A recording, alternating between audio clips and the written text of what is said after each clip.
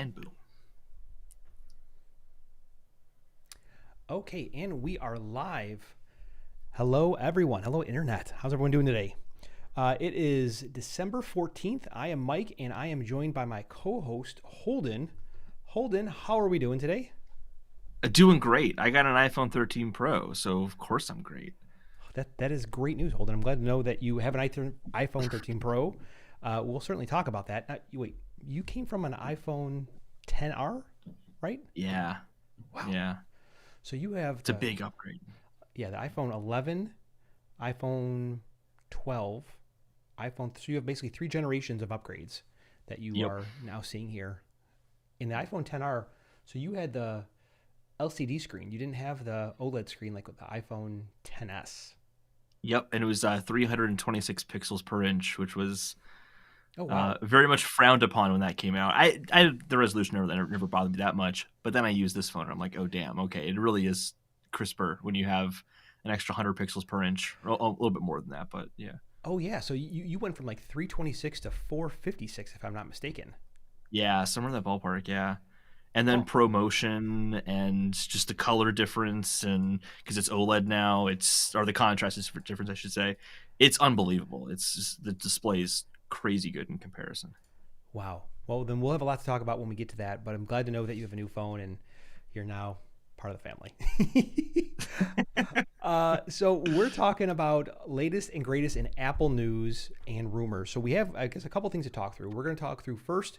It's going to be the iOS 15.2 being released just yesterday, and macOS 12.1. We're going to talk about Hmm. AirPods 3. I picked them up, and surprisingly, I kind of like them. I don't know what to say about that. And we'll talk about your new phone and anything else you want to talk about in the interim there. Cool. Yeah. Cool. So let's start with Apple launching iOS 15.2 for the iPhone, the iPad, and all those other good things. So there's a lot of new features that are bundled in here, and there's a couple things that maybe people were looking forward to, and which Apple set the expectation that they were coming out, and they're not there. So first thing is going to be the provisions that Apple put in there for child protection, like I think it's like nudity Hmm. image detection in messages. So Yeah. it's that not strange. I mean, I think people get really kind of twisted around what they're doing, but basically, if you are a parent and you have a child and your child uses an iPhone, you can set their phone to automatically detect images where there could potential nudity, right? So if you have a teenager, or actually if you have a kid in general, not them to be a teenager, but this really gives the parents control and I guess about over the kid, and what they're potentially stopping them from making a life-changing mistake, right? Because that stuff, Hmm. it sticks with you forever. There's that. There's the app privacy report, which is a new feature which allows users to see, all the apps that they open, where those apps are going to in terms of who they're contacting, what features that they're using, and what websites they're going to, or web services that they're going to. Thankfully, there's a macro mode toggle, which you'll now be able to get to use in your new iPhone 13 that you have there. Digital Legacy, hide my email, which I think is probably one of the better features in iOS 15, personally speaking, where you get to hide your email from people, and you Yep. get to use like a pseudo email address. And the weird thing is Apple Music voice plan through Siri. I want to get your opinion on this because I'm not entirely sold what Apple is doing here. And let me. What do you think about this? So this is where, as a user, I have the ability to subscribe to Apple Music, and instead of having the full UI for control and navigation and playback, I only have Siri to do that. You can't save music either. If you previously purchased music from Apple Music, that is still in your library, but you can't download any type of music locally, and you cannot listen to spatial audio as well, or you cannot listen to spatial audio. It seems like a weird feature, but I guess it's maybe for someone who maybe wants to save money, someone who doesn't really use their Apple Music that much, and they only want streaming content. And maybe it's a way for Apple to kind of broaden the catalog to more people, or broaden Apple Music as a service to more people, but it's really kind of cut down in terms of features. What are your thoughts? Yeah, yeah, it's definitely very bizarre. I kind of two ways of looking at it. One is like my own personal perspective of like would I get it, which is absolutely not Mm-hmm. because I want to see what I'm playing. I want to, make the playlists and put them together. I maybe actually you can do it with the voicemail. I don't think you can though. And I have a very hard time asking Siri to find songs because I listen to house music. That's what I like.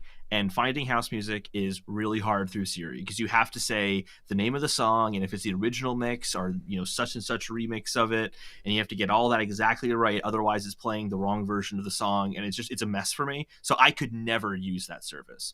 But I'd imagine going to Apple's perspective on it, I imagine they're doing this because they've realized a lot of people only listen to Apple Music on their HomePod or through Siri, and maybe that's why they opened it up. I mean, that's data that they likely have. So I'd imagine it's because there's a big enough range of people that makes that price point worthwhile. I know personally, I know my mom just listens to music at her desk at work, and that's it. And she will just talk to Siri to get her music playing. So that makes sense. But I think for a lot of people, and especially people who are in tech commentary, who tend to be more active with their technology, it's going to be a very hard sell for those people. So it kind of has this perception of being not a very odd choice. But there's, I think, people well outside the tech community who will like this. I just don't know who they are. I have no idea. That's a good question. I think there are people who would like this, but I don't know who they are. They're not my friends. They're not my family. I don't know anyone really like that. But I guess, to your point, being able to, I guess, make a $10 service more accessible, right? And that is something that they are doing. It is a limited feature set. It's obviously not the full breadth of features that they have inside of Apple Music, which is, I think, okay, because you're getting, again, you're still broadening the availability of that. When I first heard it, I was thinking to myself, like, is it something where it's like the interaction model? Like, are you trying to think about someone interacting with a future product in this kind of manner where you would limit the feature set? Mm-hmm. It just felt, it felt really strange, but I think the more I thought about it, it's more about the music service and not necessarily the hardware that it's running on. Because people, again, they get a little bit twisted on,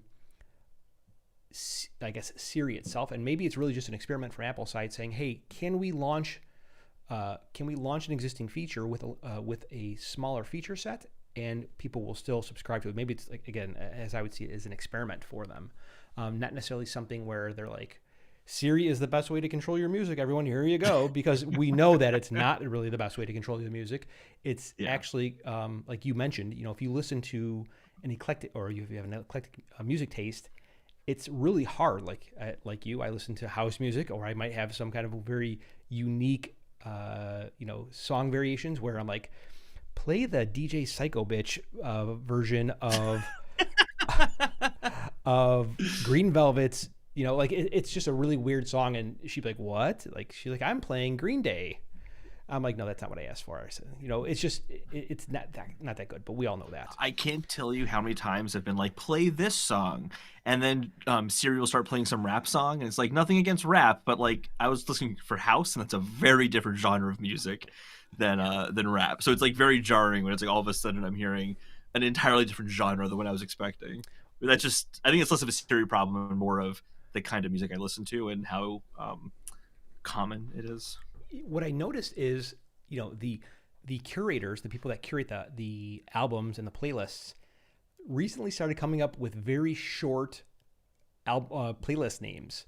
So like today was play my mornings. It was like play my morning wake up playlist. Like, it's something that's just like very simple where there's no way that she could screw this up to say it nicely.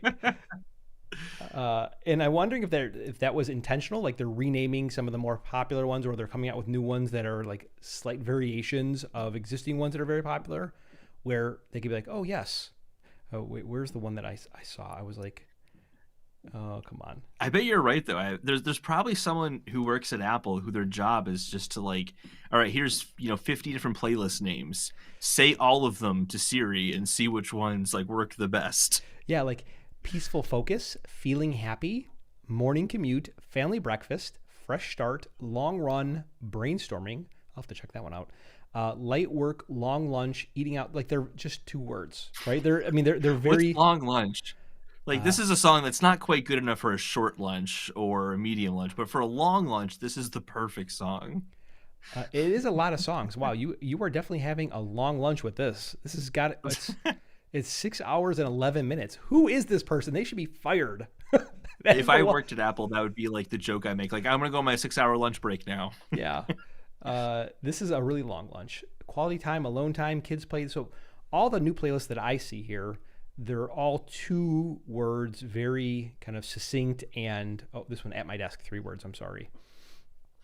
Much more complicated phrase. Yeah. It's very complicated. Yeah.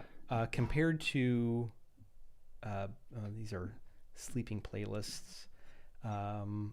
Modern country Christmas, like they're, I don't know, some of them just seem to be more verbally complex, where if you know, depending on where you were from, you might have Siri might have a hard time understanding you. And it's my impression that from, you know, family that I have, when they try and speak to, they have Siri set in a different language, and when they have Siri set in a different language, it's not, the performance is very bad. Oh, yeah. So in the simpler words are easier to translate. Exactly. That's a good point. So who knows? I guess we'll see how it turns out. I mean, I'm not the person who would subscribe to the service. You are not the person that would subscribe to the service. I don't know anybody that would subscribe to the service, but again, I think like you mentioned, or like you said, there are people that would do this for sure. They're out there. Yeah. This is interesting. Now, I didn't realize this. The next feature was SharePlay coming to the Mac. I didn't realize that it was not on the Mac when macOS Monterey launched last month. Same. Yeah, right? I was like, yeah. Because I've been using it on my iPhone and my iPad. I'm like, oh wow, it's not on the Mac. And granted, I was in that space where I was really focusing on the new MacBook, and I wasn't really trying to test SharePlay as a feature, but I never really thought about that and like missing until, you know, someone pointed it out. And I don't usually run the betas on my on the device that I'm using right now, so that's probably another reason why. I have not gotten a chance to really use it yet, and it's a shame because Apple TV Plus has had some good shows, and I just have been watching them at home. I haven't been SharePlaying them. You know, like we talked about this over the summer, and sorry to kind of step back. Like SharePlay as a feature, it's like, wow, that's a really good idea. Like Apple, this makes sense, but it seemed kind of weirdly timed. And maybe now going into the wintertime with kind of the things that are happening with, you know, these new strains of coronavirus, maybe it's going to become more popular where it wasn't before over the summertime when people were more outside. Mm-hmm. Who knows? Maybe that's going to be the case. But Renee Ritchie said something about that, kind of leading me to point why this feature is coming out. And as soon as he said it, I'm like, oh, that is 1000% it. This is exactly why they released this feature. Oh, wow. Because it's going to be great for AR, VR, and connecting with your friends to watch something in a VR space together. Oh, wow. Yeah, that is a good point. Yeah, that would be a really good point. So either doing AR, VR, or some type of online gaming, which we've talked about before. Yeah. You know, there's no backbone for communicating with your friends on Apple through Apple games like there is Discord or the PlayStation Network. I don't remember what Xbox calls it, but either way, FaceTime would be a good way to link all of your friends together for, you know, AR experiences or VR experiences or even gaming too. Or maybe those two things are exactly the same. Who knows? Well, it seems like, I mean, based on Metaverse and all that AR, VR is going to be very much about sharing experiences with people, and SharePlay does exactly that. Yeah, it does. It does. Have you used SharePlay? No. So I think you mentioned that you haven't used SharePlay on your Mac, obviously, because it just came out. But have you used SharePlay since it launched? Because I know we tested it, but no, that was the only time I've used it is when we tested it. Okay. Yeah. It's nice. It works. You know, for a beta at the time, it worked well. I'm excited to try it again. Just schedules haven't lined up in a way that I've gotten a chance to use it. So I will tell you that I literally blew my dad. Not literally. My dad was technologically challenged, and he's like, Mike, I need to know how to print a PDF, and I'm like, okay, let me show you. And he couldn't get it done. I'm like, oh wait, hold on a second here. I can remote into your screen. I go, do me a favor. I go, let's FaceTime. I go, click that button that looks like the person in a box or in a rectangle. He's like, okay. He's like, you can see my screen on my phone. He's like, this is awesome. I'm like, yes. So SharePlay from from helping your elderly relatives is great, right? And it's probably going to become more, more of a relevant feature come this holiday season. Oh, Christmas Day Yeah. is going to be the let me tap into your device so I can sign into your accounts for you because you're technologically challenged. Yeah. I've actually never seen an app that will record your screen on iOS, but I came across one the other day. It was called Loom, I think, where you could do screen sharing. Yeah, it's called Loom. You could do screen sharing and you live screen sharing and recorded screen sharing of your iPhone, your iPad, and your Mac, and it's just an app that you download. I was like, oh wow, that's really neat. Yeah, like people use it. I wonder how they do that. They're thinking sandbox. So they use like AirPlay or something like that to like mimic AirPlay to a degree. I have no idea. So you can record your screen and you can record your FaceTime camera, and they'll even do, I think, picture in picture. Oh, so that's beyond then. Okay, interesting. Wow. Yeah, it's pretty cool. It is pretty cool. So that is pretty nice. Let's talk about SharePlay lock screen notification summary. So did you upgrade your phone yet? Yes, you did. Okay, cool. I really think that the lock screen notification summary inside of 15.2 is great. So I love that the way that Mark Gurman talked about this in his weekly newsletter, but it's really just kind of the outlining of all your different notifications and making them more meaningful and I guess more meaningful and streamlined, where you can then take action from them. They're not perfect. I would love to change a few things, but I think it is a really good step forward in the way that notifications work on iOS. I still have that problem, and I don't know if this is just you or anyone out there that's listening, where I don't get some notifications at all. It seems like maybe the times that I have for my preview setup, like I have 9 p.m. and maybe 6 p.m. or sorry, 9 a.m. and 6 p.m. Like every notification that I get from 9 p.m. or from 9 a.m. to 6 p.m., if it's not in someone who I have to just break through, I don't see that notification until the next day. Like it's really weird. I don't know if it was just me or not, but what are your thoughts? Have you used notification summary? Are you using it? I love notification summary, but you're right. Sometimes it can be a little odd with how it works. So like like Patreon, for example, I'll get like the prompt being like, oh, your podcast is now available through Patreon. But that notification comes at night when on my desk, I actually kind of want to get that notification. I didn't realize it when I set it up and said, oh yeah, just send this to the summary. And I'm like, oh, actually I do want that momentarily. So there's a little bit of finicking kind of playing around with it afterwards to kind of get it exactly how you want it. But it is nice because there's so many notifications that you get that I don't need to know about in the moment, but it sure is nice. Like for example, we just got a Wi-Fi connected vacuum cleaner recently, which is crazy. Never thought I'd say those words. Wow, that's cool. And it'll tell you like, hey, you need to clean out the dustbin. It's getting a little full in there. And I don't need to get that immediately. That can wait till at the end of the day. That's fine.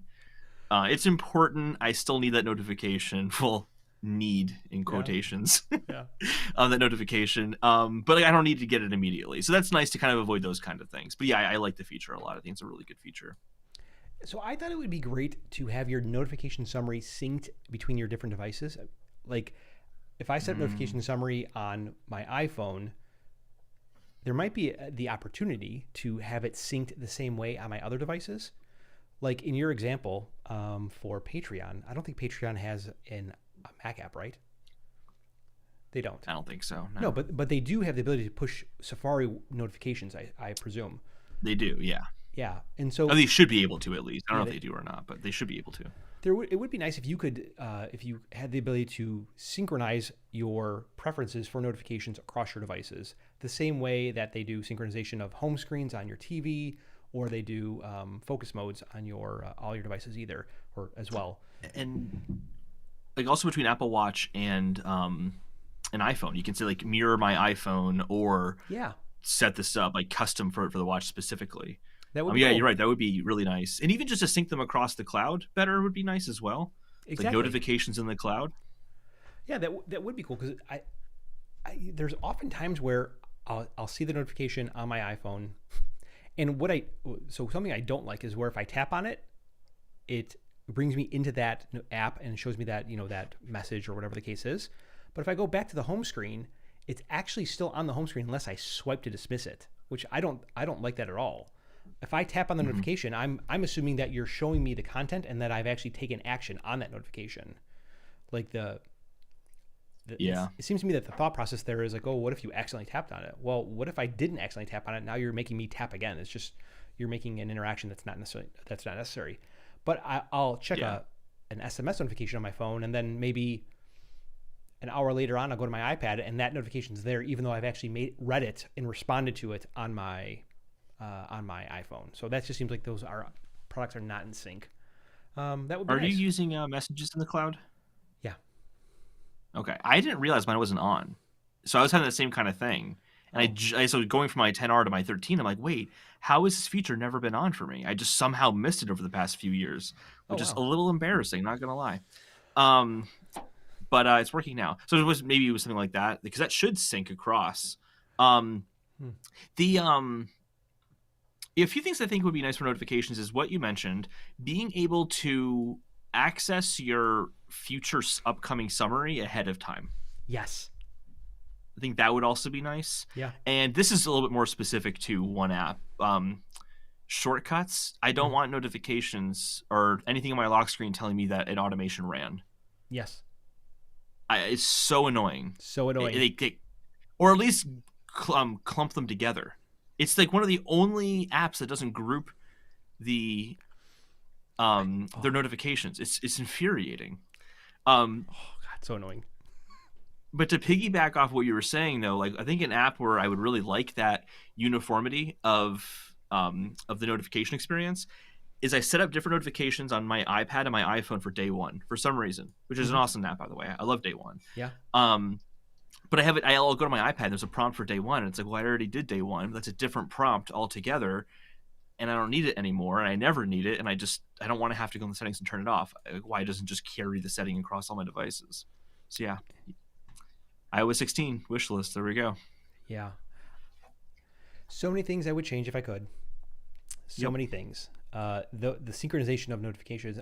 I thought Apple offered the ability for apps to synchronize notifications. Like, so, you can use push notifications through the APNS, but I also thought that push notification was it was synchronous, right? So I thought that once a customer took action, or once that action was, the notification was read or acknowledged on one device, it then synchronized back to the other device, and that's not the case. It only works that way for, I think, messages, or maybe their core set of apps, not third-party apps. I actually think you're right, but I think we're like a hurdle they might get to. So like take day one, for example. On my iPad, I set it up to send me notification to do a specific prompt. At I had this prompt I want to set up where it's like, ask me 5 positive things that happened in the day. That's kind of how I end my day, is I put like 5 positive things in day one. It's a good way to end the day. Remind yourself of something good. And so that's up on my iPad, but I don't have that set up on my iPhone. So technically I'm getting a notification from day one, but they're separate notifications that are different. So if I dismiss one on one device, it's not exactly the same notification that's somewhere else. So I don't know if they have some sort of like generated token for a notification so it can sync across the board like that. So they one text message you get from, if I get a text message from you, then that notification will have a token that makes it unique. And then on my iPad, it'd have the same token for the same notification from you. You dismiss, then it recognizes across the board. I'd imagine it works that way. That'd be my guess. But on like the day one example, that wouldn't work because they're two separate notifications that have different like token IDs. I don't know if I explained that well enough. I totally get what you're saying, and I wish that they could improve it, like the entire process, the way that it's architected. To me, or to majority of people, really don't care. They just want it to work a certain way, or to work better than it is. And I think what you're talking about is that there should be some way that if you have a token assigned to you, it's not assigned to your device. Maybe it's assigned to your iCloud ID, and that token then synchronizes between both or all your devices, not just one device. Yeah. That would be great. And I hope that's something that they address in, I was going to say 14.2, in iOS 16, that and those stupid shortcuts notifications that really drives me mad. You were saying it, I'm gritting my teeth. I'm like, I don't like that. But I yeah, have all the focus mode automation set up, so I'll have like the wind down notification, the yes, starting work notification, the morning notification. I'm like, oh my god, I know it ran. It did what I wanted it to do. yeah. I don't need to see the notification. Please stop telling me that, guys. Please stop telling me that. Yeah, so it's annoying to say the least. Annoying to say the least. Um, is there any feature in 15.2 that you want to talk about that we didn't do? Maybe digital legacy, or I think that's actually kind of cool. It seems like it's taken a Yeah, lot. I do too. Um, Anything else that you want to talk about? I think digital legacy is a really good feature. I think that's something that it's like we don't want to talk about it because it's kind of like a morbid subject, but it's important nowadays. Like you have so much important stuff on your devices that like to I used to work in technical support, and it was really sad sometimes. And someone would come in and be like, my father passed away or something like that, and we wanted to get some memories off of his phone, and we're kind of like, can't do anything. Whatever we do, it's going to erase the entire device. So sorry. And it's like the most heartbreaking conversation to have. And that's you're kind of able to do something about it now. So it's a cool feature. I don't plan on dying anytime soon, but it's a cool feature nonetheless to hopefully get to use for people who I'd like to continue on their memories and retain them, like pictures for my mom's phone or something like that whenever she passes. Yeah, It's really morbid. It feels weird talking about this. it does feel weird talking about it. One of the things that I do that I've done, I use 1Password, and one of the things Mm-hmm. that you create is it's kind of like a if emergency break glass, and it's a piece of paper. Basically, it has your name, your encryption key, and your password, and you give it to a loved one, right? Saying if there's a problem, right here are my passwords to my account. Obviously, it's limited to whatever passwords you put in the account. If you don't put your password to your iPhone, the person that's opening up is kind of screwed. But if you're mindful about what you put in there, it should help that. And I mean, that's the thing that I've been doing in the past. I'll probably set up digital legacy now that it's available, but that's something that at least me and my immediate family practice, because also there are times where it's a good recovery, right? Like if I lost my phone, I don't have my security fob.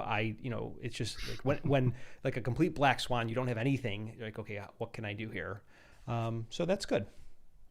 So how does it work? Do you just like call up Apple, you provide death certificate or something like that, and then they just unlock the account for you? You can use your own password to get into their account. Like how does that? So what I think it is, so they didn't detail it out, but you provide them with a copy of the death certificate, and then there is a period of time where they validate it, and then they provide some type of access to the device. I don't think that they can even see. They don't know what your lock code is because that lock code is encrypted on your Of device, course. or it's encrypted on your device, and maybe it's the iCloud store that's on the back end because that's what they are able to give access to law enforcement. Really have no idea. Let's just take a look here. Let's do some live internet sleuthing. iCloud. If it's kind of automated like that, in the sense that like they're not going to give you their password or something like that, that is nice. Because I'm thinking about like with my dad, I don't worry about passwords because he knows how to manage technology. He's good at that kind of stuff. My mom will write down passwords and then forget them and lose the piece of paper and all gone. So if there was like some sort of like you're talking about like 1Password, there's like a special code you're using or something like that, that I don't think would work for everybody. Yeah. So let's see here. And other positive conversations that we have on the networked podcast. Yeah. Let's see here. So request to access a deceased friend or family member's account. If you are the legacy contact for a deceased person, you can request access to their account and have their activation lock removed from their devices. Learn more. Legacy contacts.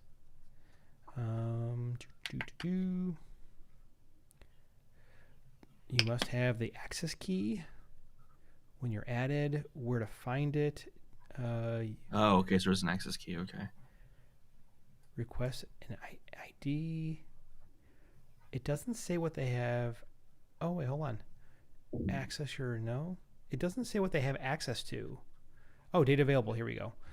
iCloud photos, notes, mail, contacts, calendar, reminders, messages in iCloud, call history, file stored in iCloud. So it's basically the same stuff that we talked about. It's the stuff that is there's a local copy or there's a sync copy on their server that they have access to, and this is what they would give to law enforcement, presumably when they get a is it a FISA warrant or a, I'm trying to think what the name of the warrant is, but anyways, so it's anything that's in their iCloud account.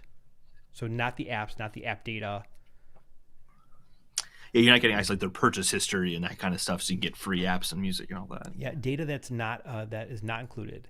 Licensed media, for example, movies, music, books, in-app purchases, upgrade, subscription, games, currency, payment information, information stored in the account holder's keychain, Safari usernames and passwords, Wi-Fi passwords.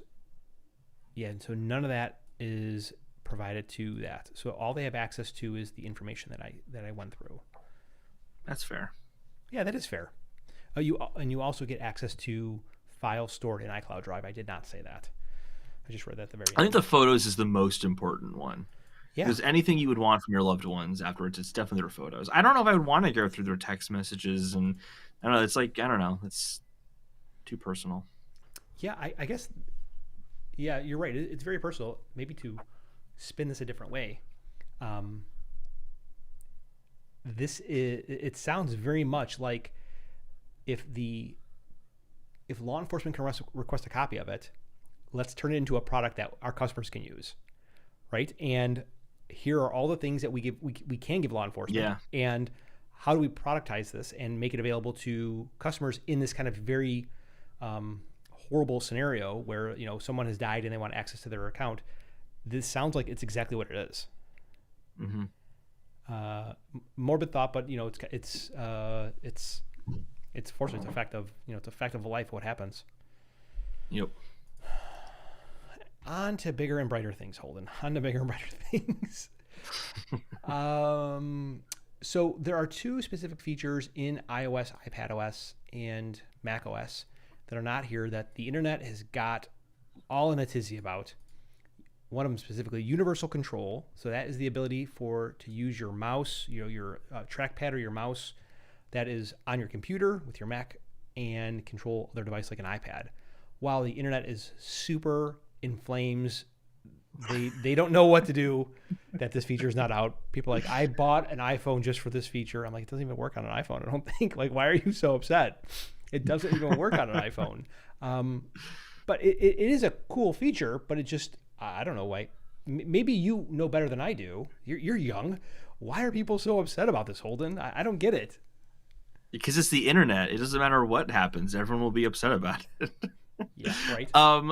This is, I think, one of the coolest features they showed at WWDC. And so I'm not surprised people are upset about it. I'm certainly upset about it. I can wait. Obviously, I want the feature to come out when it works, not when it's a hobbled together mess. But yeah, I think it's surprising because if I recall correctly, SharePlay got delayed, but they were saying, oh, no, but don't worry, Universal Control won't get delayed, or maybe that's just something Mark Urban reported or something like that. So it's a bummer that now SharePlay is here, but Universal Control still isn't. And also, too, because of the way we know how it works, it doesn't seem like it's actually as hard to implement as it initially seemed. It really doesn't rely on iCloud too much. The only thing I can think of that that might have delayed it, because my dad had it when he was in beta, and he was telling me it was really frustrating when he would try to use his, I can't remember if he used a few Macs and a few different iPads, but I think what was happening is he would use one Mac, and when he'd move his mouse in a certain way, it would keep activating the other Mac. But even when he was in the other room. Okay. So he would go to that other computer, and it would be dead on power because it had been activated over and over and over and over again without him realizing it. So maybe it's something to do with that. Maybe. I don't know. That's kind of weird. The only other thing that I could think about, which that's actually a really good reason, is maybe that there is. So they've never publicly discussed whether this was. They said it would work on M1 Macs, right, or existing Macs and iPads, but they never said anything about the peripherals. So I'm wondering if there's a different peripheral, which that either maybe they're having hardware trouble with, and maybe that's part of it. Though I wouldn't think that they would that they, I guess, wouldn't launch this feature with already having with these existing kind of set of devices or peripherals in the market where they can just start taking advantage of it automatically. That would not make sense to me. I don't know. I understand what you're saying where like they showed it off and it sounds really promising, and wow, it looked really cool from like a usability perspective. I can have one trackpad control everything. I don't have to use my magic keyboard or whatever the case is, but I don't know. Are there really that many like use cases where I have my computer, I have my iPad, my iPad is in a stand, and I need to control both of them? I don't know. Maybe I just don't. Absolutely. There is, okay. So maybe I just don't understand the use case. It's actually, I have one use case I just can't wait to do. What is the so I mean, I'm acting all giddy, but it's really just like this one thing. So I tend to like listen to podcasts or like play something on YouTube and just kind of listen to it while I'm working. Yeah. And it would be really awesome if I could just keep my iPad kind of tucked away on the side, and then when I want to control it, I just move the mouse over, hit pause, hit play, and all that stuff, and I just do it all from one keyboard. That actually sounds like magical to me. Okay. That is exactly how I want to use my devices, and I've always kind of like wanted to be able to do it. Now I can. It's just not here yet. I'm not actually butthurt, by the way, that it's not there. But I am excited for it to come out for that reason specifically. So I didn't realize that it was more than the trackpad to control the other device. I thought it was only the trackpad. So you're saying that I could have my Mac here, an iPad, in the other room or within kind of whatever the distance is, and I can control the iPad from my Mac with the keyboard? So if I wanted to pause play or like select a new video in YouTube, I can do that all with the trackpad, I'd imagine. Because you're just basically moving the mouse over as if it was the mouse. But I don't see why you wouldn't be able to also use the keyboard. Is it only the trackpad? Can you not use the keyboard? Oh no, I assumed that I probably assumed incorrectly. I don't know. I mean, it's possible. Maybe they couldn't get that to sync over. I actually kind of want to look it up now. Yeah, how does universal control work? Wow.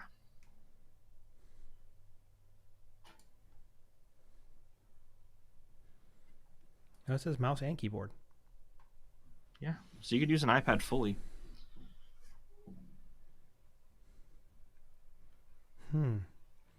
Delayed until May. Or until spring. I don't know why I said May. Until spring. Shame. Yeah. So spring is like the end of March. That's when we see the next release. I wonder if like would I be able to drag and drop files in between devices? That was weird. I was like about to sneeze and I did sneeze and I didn't sneeze, and I don't know, that was strange. Yeah, you can drag files across your devices. All that stuff still works. Wait, it still works, or that's part of universal control? It's part of universal control. You can just take so like one of the demos they showed was you have two Macs side by side, and you take this is so bananas. You take out like a picture you had edited on the iPad, and you drag it across one Mac over to the second Mac, and then place it in a Keynote or something like that. So it's built on top of handoff, is what you're saying? Yeah, absolutely. Yep. Okay. I don't think I realized. But also, like they have copy and paste between their devices now, so I mean, it could be doing all sorts of things in the background to transfer a file over. Because really, probably what it does is it just visually represents you dragging an image, like an icon, across the different devices, and then when you drop it where it needs to go, it just tells iCloud, okay, this is the file, send it over. Yeah, the one, now that you said that, the one thing that I've seen before is that anytime that you have a device that supports Bonjour running, and there's a request, like the device will flood every other device on the network with connection requests, and I'm wondering if that's part of the problem, and that sounds like what your dad was experiencing, where there's this oversaturation of attempt requests or connection requests from one device to these others, and they're trying to figure out maybe how to limit that. I don't know. I think I guess to me that seems like it wouldn't be that hard to change unless they want it to be more seamless than what I'm about to say. But like I guess have it be treated like, okay, so like when you drag a file across your Mac, right? And you want to move from one app to the other. Like one of the ways you can do that is to like hover your mouse over the icon, and then that app will pop up. Then you drag your mouse back on top of that app, Mm-hmm. and then it like kind of like flickers, and then you can drop again because Yeah. it's kind of like waiting to make sure you want to do that. I feel like if they took that similar kind of cadence, they could maybe get around that, where like you move your mouse to the left side of the screen because you want to go to a Mac that's in that direction, Yeah. and you kind of have to like hover it there for a while, and then the gray bar will show up, Hmm. and then you can like move over. That way, like once the gray bar shows up, then it starts to kick into play the activating another device because you've held your mouse there for long enough that it seems intentional. Kind of like how when you hold your mouse over an icon in the Yeah. dock to a file, that you have to wait a little bit because you're waiting for it to be intentional. I think maybe that could help, and then turn off the session when that device's display goes to sleep. Yeah. I mean, that's a very kind of thoughtful way of solving that. I don't know what they're like. It seems like Yeah, what the hurdle is. Yeah. yeah. There's obviously some complexity that neither you or I know, but that's what you're saying would make sense, right? Like, so wake up the device when you are in some kind of like proximity area, and then put the device to sleep, or tell the device to go to sleep when the other device actually goes to sleep, or it loses some type of it basically goes to sleep. But I don't know. There's something there that you or I can't put our finger on. And I'm more interested in it now after having this conversation than I was in the beginning, because I'm like, oh, I don't know if I really use this. It's weird because Logitech has a feature just like this. It's called Flow, and it allows you to copy and paste files in between two devices that your Logitech mouse is paired with. Mm-hmm. So I don't know. Well, It already works through iCloud though, so yeah. us Mac users don't need to worry about that, or us, I should say, Apple users, because you can have a Mac and an Android phone. Why you do such blasphemy, I have no idea, but there are people out there who do that. I have a Mac and an Android phone. Yeah, but your iPhone's your primary phone, though. It is. The other feature inside of, or that's missing from iOS 15.2 is ID cards, and which is, I think, very cool in concept. It is the digitization of your state driver's license or ID and shown through Wallet. So that's something which I'm looking forward to. Thankfully, my state is supporting it. Go Florida for the one thing that you're doing right. Good job for Florida. But that is pretty cool. I think that they were waiting for higher tier federal government support, which that came very late, and that's probably why they pushed it, because they were not supporting that until I think just at the beginning of December. Yeah, government is slow. Government is slow, yeah. That is very slow. This is a great feature, though. I can't wait, because I was thinking about, now that I have the iPhone 13 Pro, I'm like, oh, I have my MagSafe for the first time, and let me get a MagSafe wallet. And then I'm like, well, if I can put my ID in my phone, like, what really would I be carrying with me that I even really need the MagSafe wallet for? Yeah. Does your state use digital like vaccines? Vaccine records? I actually don't know. I just keep mine in my car, because anywhere I need it, I can just, we need it, I can just rent it on my car. But no one's ever asked for it, so I don't really worry about it too much. Yeah. I don't know. Like I'm going out of I think I'm going out of the country later, like in the summer, and I'm like, I wonder if they'll support it by the summertime, because I really want to not carry that with me. It's just a pain, right? Because it's weirdly shaped and everything. Yeah, they need to make wallet-sized versions of those. Yeah, like you need like a wallet-sized version. You need like a passport-sized version, which the one that we have now is like passport-sized, but like they're just like you're ordering like pictures in the 1990s. Like, give me a wallet-sized one, give me a passport-sized one, and I guess I'll take a 5x7 as well, just in case someone needs to see a big picture or a plaque of it. Yeah, then you like have to bring it to the place where you get vaccinated and be like, all right, just fill out all of these for me. Yeah, I have 7 of them. Yeah. Any other features in 15.2 that you want to talk through, whether it's the Mac, iPhone, iPad, Apple Watch? No, I don't even actually know what changed in the Apple Watch version. It's just access to like the voice plan with Apple Music and that kind of stuff. Yeah, that's my understanding as well. I haven't noticed any features or any changes in that. Let me just check. It's Watch 8.3 features. Do. Music. Oh yeah, it's app privacy report as well. So music plan and app privacy report. Excuse me. Okay, well, there's that. Let's talk about my experiment with AirPods 3, which somewhere around here, I think. So you've had all the AirPods, or at least all the meaningful ones. Yeah, all the meaningful ones. I actually even bought a second pair of AirPods Pro for some reason because they were on sale. I'm like, oh my God, I have to buy them. I don't know why. But either way, so my experiment with AirPods 3, I sleep with my AirPods in. And the problem that I was coming in, the reason why I sleep with them in is because I have trouble falling to sleep. And while I was sleeping with my AirPods, I put the noise cancellation on. I turn on some kind of like special sleep music or like some guy like telling me stories in Calm, which is the best app in the world. And hashtag not sponsored. So I put it on and I fall right asleep. Well, the problem is that, I lay like on my pillow a certain way and they end up digging in my ears. And over time, I've kind of got this ringing in my ears. I'm not saying it's from the AirPods, but I think it's maybe just for me doing them. I don't know. I've got this very low, it's tinnitus, but it's not pronounced tinnitus. I'm saying it incorrectly and I apologize. Tinnitus, that's how you say it.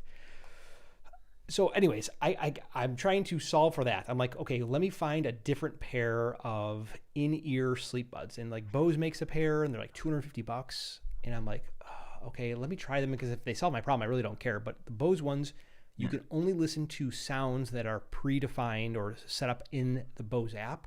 You can't use like Headspace or Calm or any other kind of sleep music.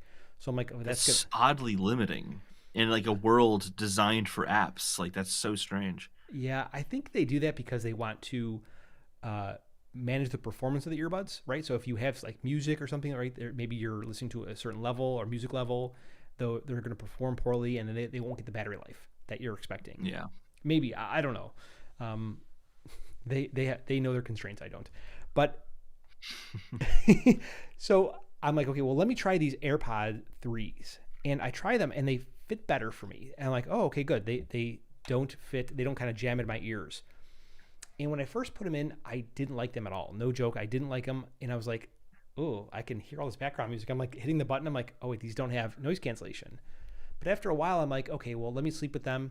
And they don't bother me while I'm sleeping. But I'm like, I don't really need to keep, or I really don't need to, buy $150 headphones to sleep with 8 hours a night. That doesn't really make a whole lot of sense to me. So I'm going to return them. But they do sound good. They sound different than AirPods because of the seal they create, the AirPods Pro create in your ear. So they're not as, the bass isn't as tight as the AirPods Pro because of the seal from the, it's not a gel, I'm trying to think from the silicone tip. They are really nice. And I think that they're definitely worth checking out if you have AirPods 2 or AirPods 1 and you're looking for an upgrade. They sound good and they have, I guess, all the features that you'd expect minus noise cancellation. So that is my experiment that I was trying to solve with my AirPods 3 with MagSafe charging case. What a mouthful that is. Is that the same exact charging case as the Pros? It's shaped a little bit differently because the AirPods themselves are shaped just a little bit differently. Hold on just 1 second for me, okay? Yeah.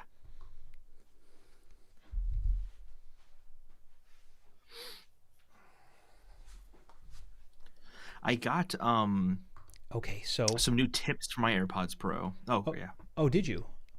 Yeah, I'll show them really quickly. They're foam. Oh yeah, Comply. Comply. Yep, Comply. Exactly those ones. Yeah, they're really comfortable. I'm not sure if you tried those. It sounds like you might have tried them. I have. I buy them like they have their sale like every 4 months. I buy 2 or 3 packs. So those are pretty good. So this is the AirPods 3, and this is the AirPods Pro. And you can see yeah. They're a little bit different, slightly different. So yeah, it's a little less wide and a little taller. Yeah, but otherwise, functionally speaking, I mean, they look almost the same. They have the lights. They're obviously have the same kind of directionally or design, but yeah, I don't need to keep them, not for that amount of money. So I honestly will be returning them. No joke. Yeah. Also, like, I mean, your circumstances are a little bit different. Obviously, I feel like for most people, if you have AirPods Pro, there is zero reason to get AirPods 3. Yeah, you're right. There's a zero reason. There are some people, and I don't know if this is like so there are some people who tried AirPods 3 after using AirPods Pro and they're like, "Oh wow, these are much better." And I thought that for like a brief second, but then I'm like, the noise cancellation is really what gets me. Like I want the Mm-hmm. noise cancellation. I want to be like feel isolated in terms of when I'm listening to music. I don't want to hear everything that's around me. If I wanted to hear everything, I would just turn off transparency or turn on transparency, excuse me. Yeah. But even like I've noticed with those ear tips that you have, when you turn on transparency, you still really can't hear anything because of the foam.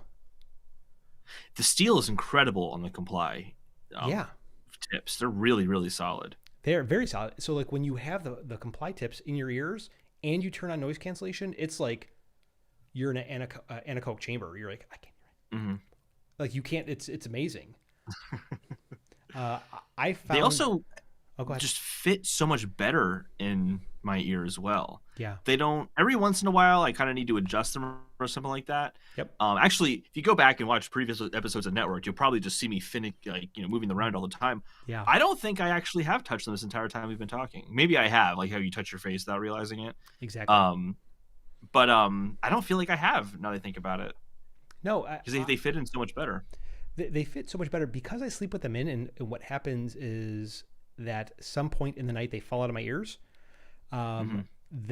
The edges of the edges of the foam tip end up kind of like breaking down. So I have to replace them pretty quick, like every Yeah. like 60 days. That's why I buy them in like in packs of like 3. So there's 3 tips in there, and I buy them in packs of 3. So I have them Hmm. for like 6 months. But yeah, I love the way they sound. I just wish they lasted a little bit longer for my use cases. Hmm. I wish Yeah. I wish I didn't have to sleep with them, but that's okay. Yeah, that is okay. But otherwise, I think Everyone's different. everyone's different. Holden, everyone's different. Everyone is different. Um, so, anything else that you want to talk about with AirPods, or any other questions that you have? Um, I mean, I imagine it's pretty much the same experience as the AirPods Pro, just minus transparency noise canceling. So like spatial audio, all that stuff's exactly the same. Any differences you notice there at all? No, they last longer because there's no noise cancellation. Oh, yeah, that Yeah. makes sense. So instead of getting like 24 hours of listening time with the charging case, you get 30 hours. So it's a little Pretty bit. good. Yeah, it's pretty good.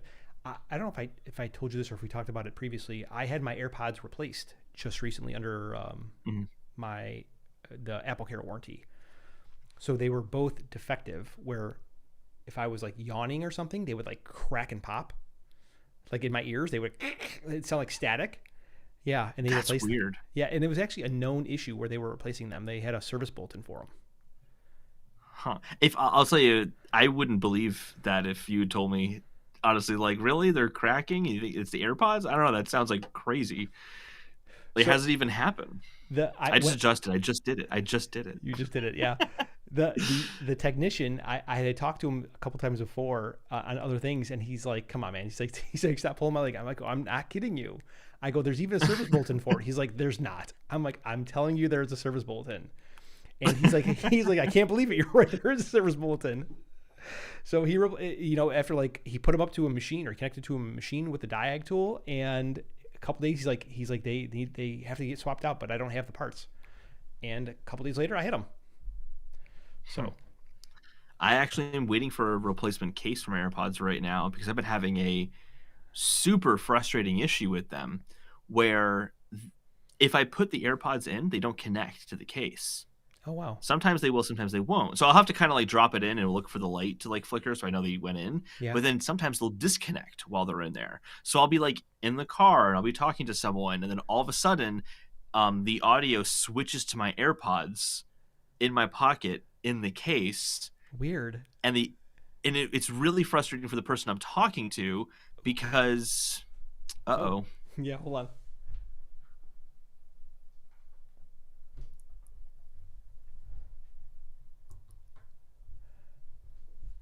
Go ahead. Okay.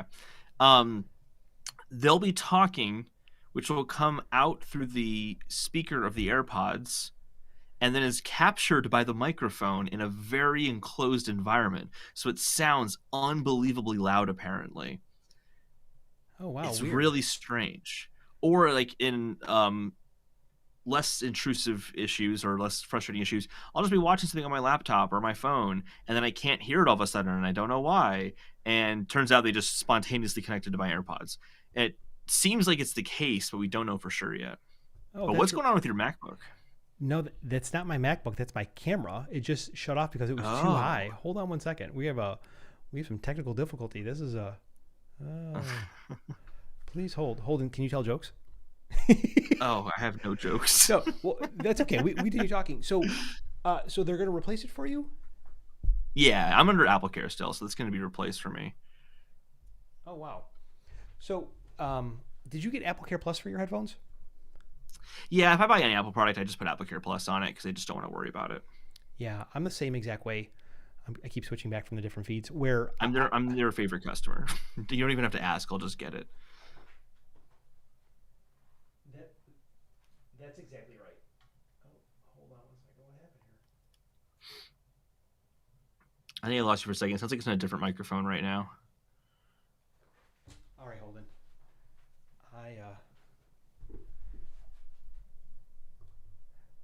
Well, I guess we have trouble here.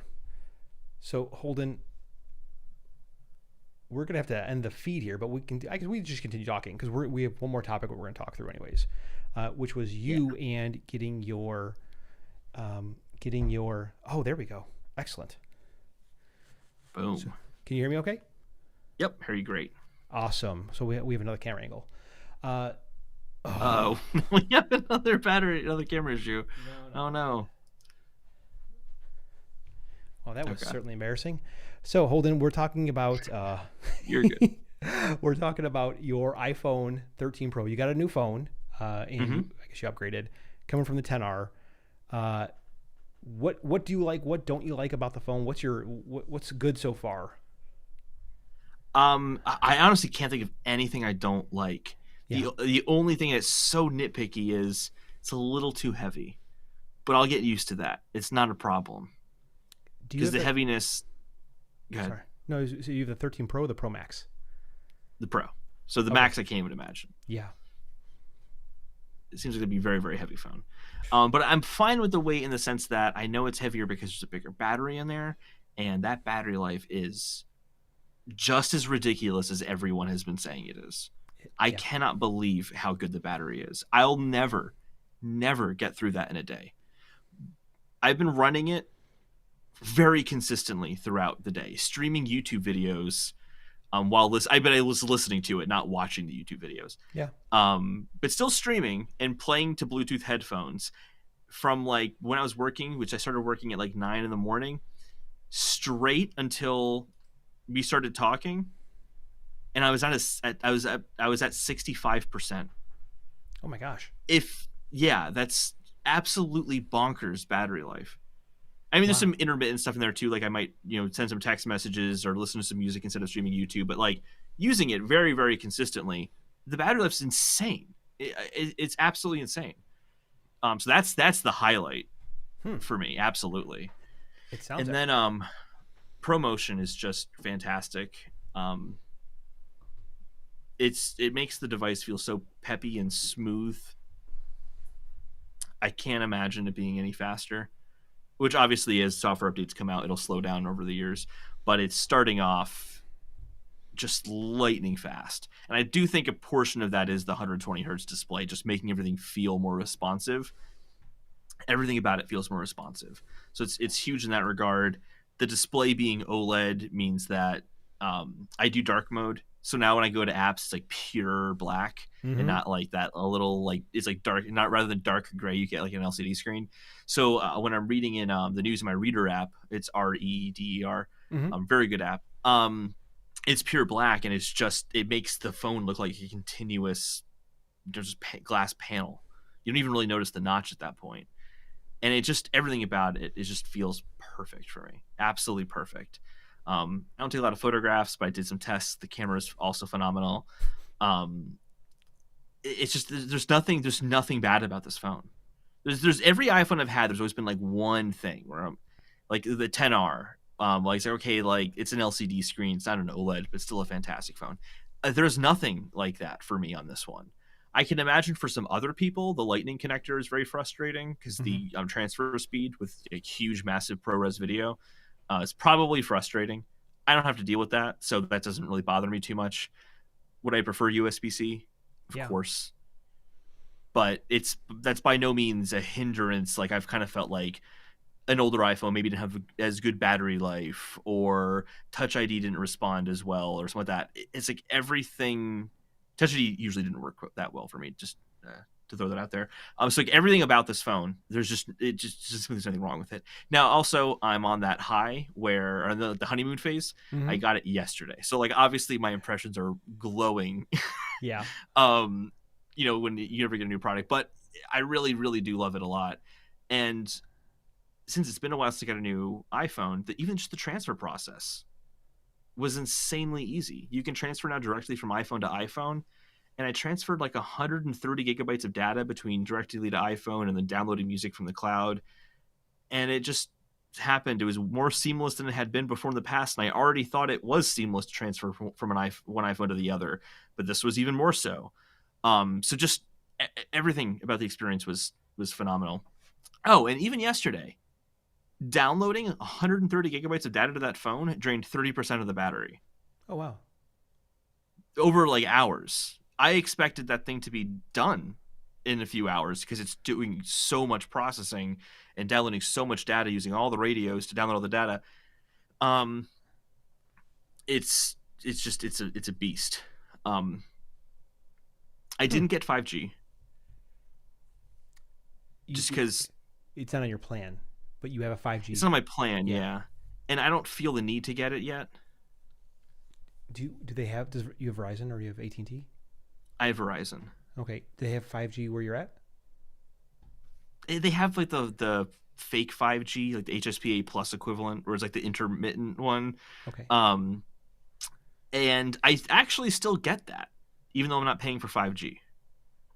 Okay. So I still get that, but it doesn't seem like there's a huge difference there. Yeah, and LTE is fine. Yeah, LTE is fine. I was in downtown Fort Lauderdale over the weekend, and like there was this little nook where we had 5G ultra wideband. I'm like, oh my god, look at this speed test. I'm showing my wife. She's like, I don't care. I'm like, but it's so fast. I'm like, it's so fast. She's like, if I had that, yeah. Sorry, go ahead. No. That was it. I was just like, I was enamored with like the speed, with the how quick it was, and the speed test like 10 times. I'm like, oh my god. But you're right. Like for majority of people, and the majority of the time, when you have the repurposed 4G spectrum that's being used on 5G, it's good enough. Like you don't need the 2,000 megabits per second downlink speeds, because there's not even applications other than a speed test really that are taking advantage of that kind of speed or the latency, and that's unfortunate. But I think we'll get there soon enough. Probably absolutely, yeah. I do like it. I'll let you finish your story, and I'll say something about the weight of the iPhone. Yeah, it's really quick. It's just if I had the speeds that you were getting there, I'd be more compelled. But part of the bigger reason I did this, and why I actually got the phone to begin with, because I was planning on waiting until next year. Mm-hmm. I wanted this phone because of the promotion, but I was going to wait till next year because my 10R was still going great. But Verizon was doing this ridiculous trade-in policy where it's like I can trade my iPhone 10R for $650. Mm-hmm. And then I'm like, at that point, the iPhone 13 Pro is like nothing. Yeah. So I'm like, it's going to be a huge upgrade. Why not just do it now? Part of the stipulation of that trade-in is you have to have an unlimited plan. I already have unlimited 4G LTE, so I could stick with that. But if I go to 5G, I have to go for unlimited 5G, which is an extra $50 per month on my bill. And I'm like, there are a handful of streets in Providence where I'd get 5G, but nowhere where I'd be using it. So it just seems like an absolute waste to spend $50 on ultra band 5G when I don't have access to yet. But when I do, then I will be compelled, because that, like what you were saying, the 2,000 megabits per second down, that is astronomical compared to even my home Wi-Fi speeds. Like, it's just nuts. Yeah. Like that could easily replace Wi-Fi, I think, once it gets to, enough exposure. You're right. And um, so I was going to say two things. Oh, regarding Verizon. So they had some trade-in deal in November. If you trade in any phone, you would get $800 for towards any device. So I had a Pixel 4, which was like a $300 phone, and I traded in. They gave me $800 for it, and then because I came from a different carrier, they gave me $1,000 credit to switch. I'm like, this come on, like, how is this working out? Because I'm paying the same dollar amount. I think I'm paying maybe like $10 more a month. So even if I take that out 2 years, I'm paying $240 extra when they're giving me $1,800. I'm like, I really don't care. And I got the Pixel 6 Pro, which I do like a lot. The one thing I think they do. Go ahead. Go ahead. Sorry. No. I think they do it because, at least for my deal, it was for existing customers specifically towards an iPhone 13 or 13 Pro, or mini, whatever, as long as it's a 13 series. I think it's because they want you to have a 5G phone so they can charge you for 5G plans. I think it's all about just getting you to pay for 5G. Yeah, that's my guess. Yeah, that makes sense. And they are incentivized to get people off of older technology so they can then repurpose that spectrum for other things like 4G or 5G. Exactly. This is probably the second year in a row, and I wish I would have learned better, that I regret getting the Pro Max because it's just so big and so heavy in comparison to the 13 Pro. I got my wife the 13 Pro, and I ordered it in September, or maybe in October, and she got it in the middle of November. So it took like 6 weeks to get it, I think. And as soon as I opened it up, even though I had played with it before, I'm like, God, this is so much smaller than my phone. I wish I had this phone. And I regret getting the Pro Max for the battery life because I never go through the battery ever. Like it is a 1 in 365 day chance that I go through the battery. Never happens. You'd have to be shooting a lot of video, I'd imagine, in order to eat through the battery on that thing. I would have to be completely bored on 5G streaming video all day long to eat through that battery because I'm so close to, I have access points around my house. I'm always on Wi-Fi. I have other devices that I'm using. Like I have to be stranded with only my iPhone and watching video at full volume while tethering other devices to my iPhone. It's like it never happens. Never happens. It's a good problem to have, though. Yeah, good problem to have. Can't complain. Good problem to have. I cannot complain. What do you usually end your day with on that phone, like percentage-wise? So yesterday was the first day that I noticed in a long time that I ended at 30%. I think it was like 35%. Because I commented about it to my wife. I'm like, wow, I have like 35% today. Like right now, I have 51%, and it probably won't change between now and when I go to bed at 11 o'clock that dramatically. Yeah. So it's and I was out of the house for an hour or so this morning and an hour in this afternoon, so there's a little bit more usage on there. But it's, I guess, like you said, it's a good problem to have. Yeah. I've been watching a lot of whenever I get excited about a new product, I just look up, and I know I'm getting it. I'll go to YouTube and just watch all the videos about the battery comparisons, all that kind of stuff. And I was watching one, I can't remember who it was from, but it was comparing the battery life of even just the Samsung phones and this, and it seems to trounce everything in battery life.